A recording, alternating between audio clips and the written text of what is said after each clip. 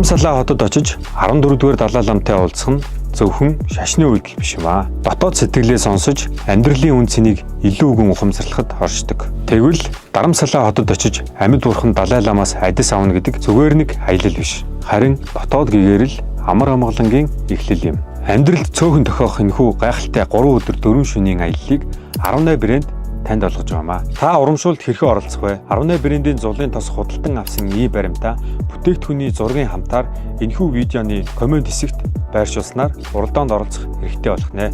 За урамшуулт уралдаан 2025 оны 9 сарын 25-наас 10 сарын 29-ний хооронд явагдана. Ялагчийг 2025 оны 10 сарын 29-нд рандомоор тодруулж 18 брэндийн албан ёсны Facebook хуудасаар зарлах болно.